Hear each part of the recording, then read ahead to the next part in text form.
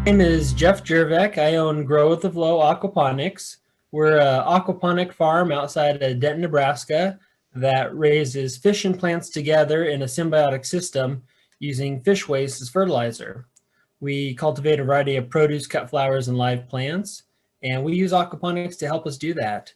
Um, I started this business about 7 years ago with the idea that, we wanted to produce things locally and do it in a sustainable way with different methods. And aquaponics really lend itself to the growth of this business. Using aquaponics, we're able to conserve space and water very efficiently. Our systems will use about 15% of the land and 5% of the water of traditional ag. This allows us to be efficient in a all natural organic way, as well as produce outside of the regular producing seasons in this climate. We have recently gotten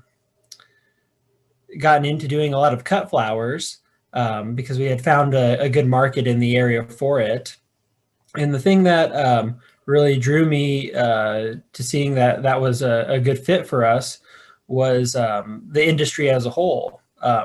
When you look at like flower production and distribution in the country, a lot of your cut flowers, they come from, California, South America, even overseas in Africa. And there's a huge distribution cost to getting those products here, as well as, being perishable products.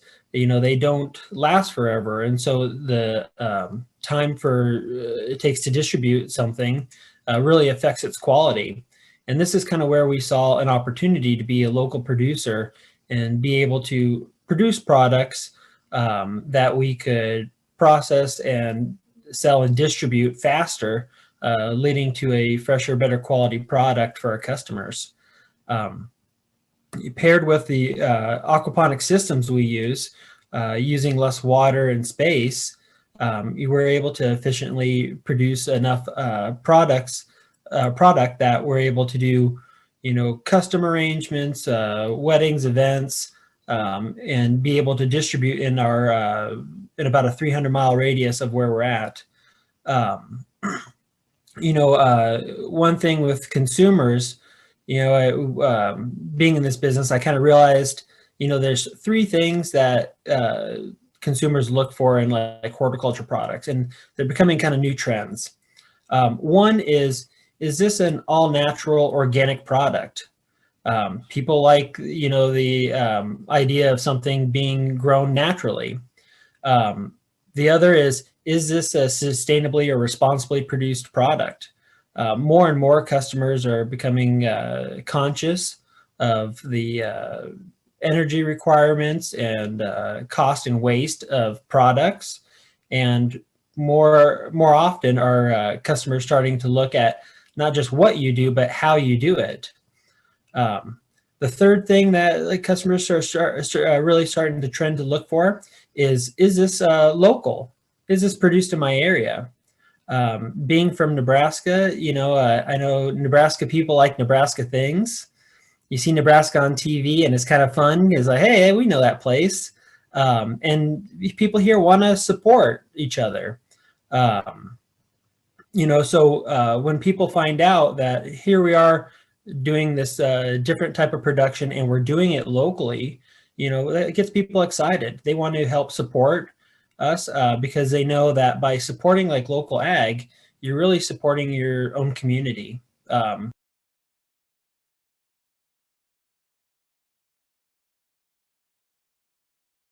When we were starting Growth the Flow, we knew that, we were going to build these aquaponic systems, and that, for just the sake of the systems and operating everything, they were going to have to be built in greenhouses, in an enclosed environment, just so that we could really protect the systems and keep them, from getting contaminated by dirt, dust, other things like that.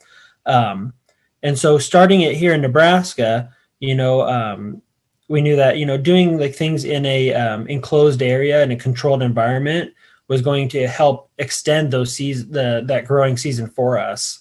And that was something that was, super important to have to try to make it successful. But typically, there's months here where it's just so cold, there's no way you could produce things outside. And how do you run an ag business where you're only producing 6 months out of the year if it's not a commodity type crop? And so, having like the greenhouses have definitely allowed us to increase our growing season to where we produce things year round.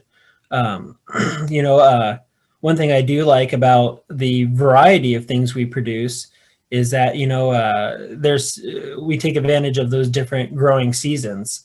So a good example would be like our cut flowers, where many of the varieties have a season that they're going to bloom, and that gives us some product diversity to offer people throughout the year. As far as like produce and stuff like that, we do produce like the seasonal produce, but we're able to do like things like leafy greens, herbs, lettuces, things like that throughout the year. So even in the dead of winter, we're still productive, and that's because we're in an enclosed environment. As far as growing the business, um, I think the hardest thing that we've kind of found is, where you find funding to expand. We had, and still are, talking with like potential investors to expand our operations elsewhere. But when it comes to the types of businesses that a lot of investors like to invest in, ag production isn't always forefront. People like to invest in tech companies. They like to invest in in individual products. But when it comes to an ag producer, you really kind of fall into the category of manufacturer, and that isn't always as sexy to invest in as, say, a tech startup or something.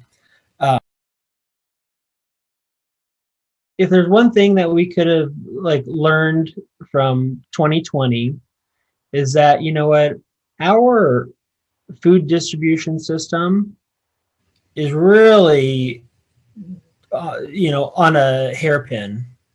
When something like this pandemic happens, things get shut down, restaurants go out of business, distribution gets disrupted. That becomes a problem. And I would hope that like people would be able to recognize that and start to think that, what, is it in our best interest to start to think about how distribution changes? For us, distribution, it's short and fast because we're producing local. And I think, if you opened a business like this anywhere else, you'd have that short, fast distribution that cuts down on the energy required to distribute. It cuts down on the wasted product. It cuts down on just the overall liability of trying to get something from point A to point B. And if you do find some disruption, like a pandemic or something like that, those smaller, faster distribution systems, they don't get affected as bad. And, and if that's the difference between, being able to access fresh produce or not, I think that's something that everybody should recognize and say, hey, this is worth our time.